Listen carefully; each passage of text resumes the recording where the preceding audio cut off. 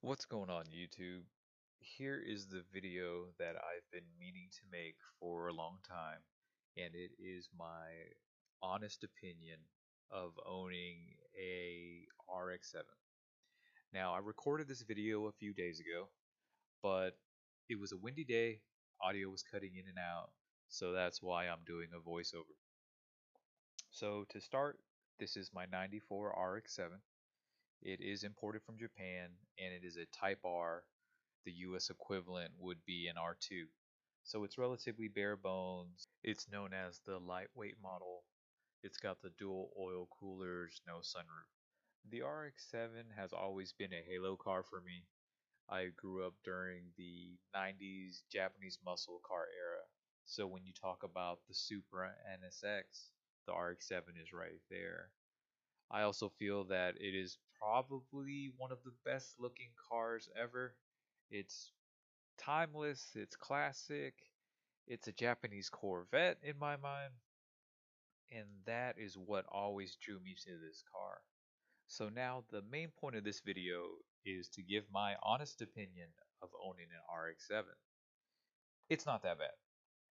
It is your regular maintenance on any other car, just more often. Spark plugs every 15,000 miles. Oil changes for sure every 3,000. And that's mainly to ensure that your motor runs cool. Besides the obvious radiator, fans, oil is important because it helps dissipate the heat within the motor. So that's why maintaining your oil and coolant levels in a rotary is really important. So because you have a motor, well, this rotary motor that runs hotter than most conventional engines, you have a lot of plastic bits in the engine bay, and that can cause a lot more potential problems. You've got these actuators and solenoids that run with this twin turbo system. You've got a thing called the rat's nest that sits under the upper intake manifold, and all these little potential problems with honestly any other car are more probable with a rotary just because of its nature. Another problem as an FD owner is short starting. When you start the car, and let's say you just need to move it out of the garage real quick, if you shut it off before the car gets to operating temperature, that could potentially lead to flooding. So that means you've got to change your oil, you've got to change your spark plugs. And speaking of oil, this car is made to burn oil. There's literally an oil metering pump that feeds oil to your motor. So that's why you have to keep an eye on your oil levels. And on the topic of that, there's a debate between premixing. And that's basically a two-stroke oil that you add to your gas tank to help the lubrication and longevity of your apex seals. So I guess during this part, I was going to pop my hood, or I am popping my hood, and we'll go over some of the modifications I've done to the car. So while I'm popping the hood, let me just say thanks for watching the video. I really appreciate it. This is something that I kind of just picked up during quarantine, being at home, trying to do something productive, and I love YouTube. So for me to possibly add back, possibly add to the library, and maybe help somebody out, it's pretty neat that you guys clicked on the video. If there's anything that you guys want to see, just feel free to comment down below. I'm open to criticism and critique, whatever it is. Just let me know. Dang, my finger's wobbly. So the first mod you guys can see, I have a 99 spec front bumper with the OEM front lip.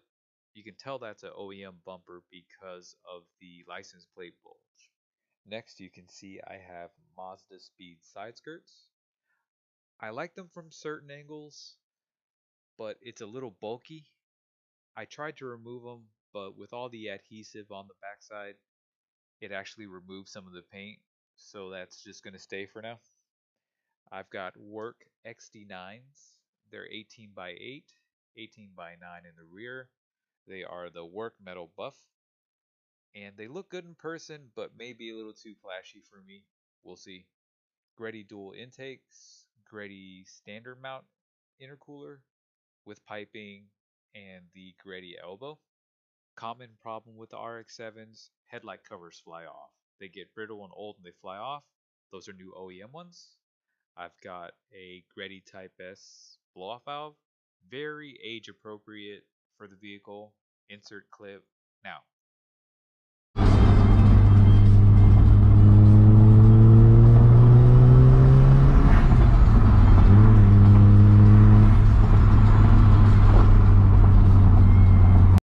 All right, we're back. Let's see. I've got the KTS rear strut bar. I think I'm opening the hatch for you. I installed that. It was a little bit of a pain. If I could do it all over, I probably wouldn't go with that because I had to cut some of the plastics back there. But looks good. 99 spec tails. Difference is circles versus squares, kind of from the 93, 95. I've got the Shine Auto lip spoiler or duckbill, and then the, let's see, wave my hand, point, and then Apexy dual exhaust. So before I bought this exhaust, I did research on it, and a lot of the comments were this was loud, it's annoying, obnoxious, so I had to have it. And I say that because the rotary motor makes a particular note. Not necessarily the brap brap brap that comes with bridge porting or street porting, but because the motor revs relatively high, as you get up into the RPMs around like 6,000, you hit this pitch, you hit this note, and it's not like a high pitch supercharged note, but it's very intoxicating to hear. And I guess this is a good segue into the driving experience. So we touched a little bit about the maintenance and some of the quirks, but the most rewarding thing about owning this car is driving it. So the RX7 is balanced. And yes, 50-50 weight distribution, sure.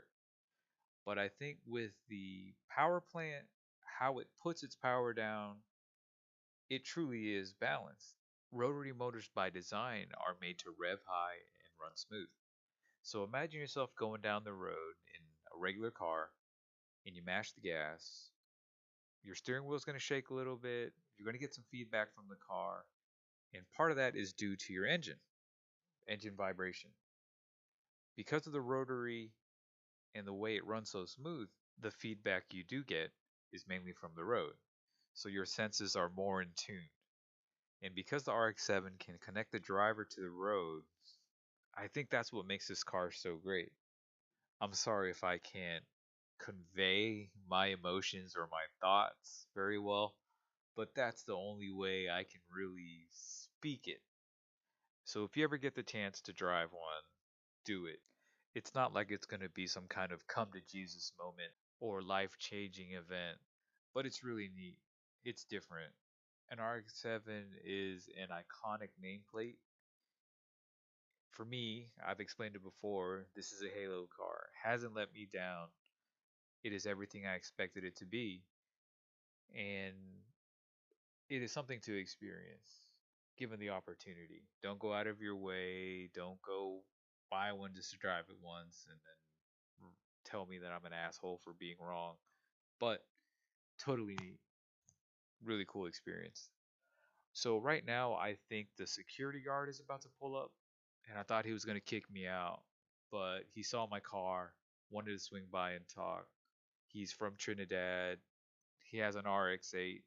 Super cool guy. But I cut the video because I didn't want to be so rude because he just came to admire the car. So I'm gonna pick this video up when I go into the interior. We're back. So going into the interior, I really like it. The cockpit is very driver oriented.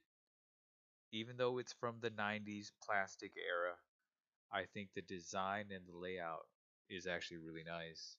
The gauge cluster is cool. I actually have a Mazda speed speedometer. You can see my power FC.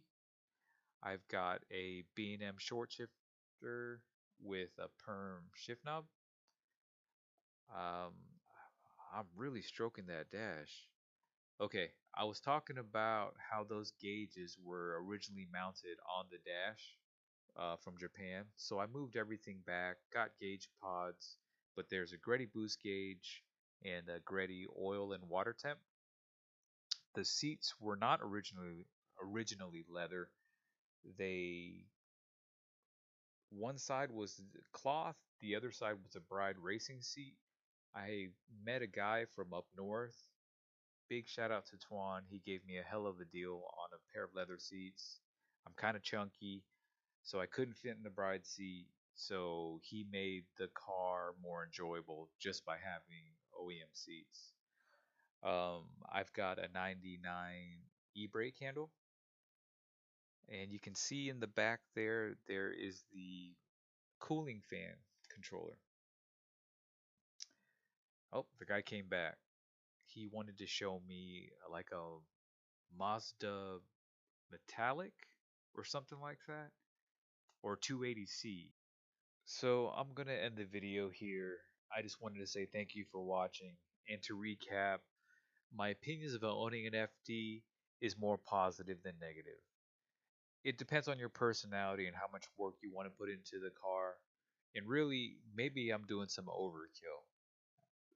You can not necessarily neglect your FD, but the car starts like any other car, and I'm sure if you drive it reasonably, it'll last, no problem.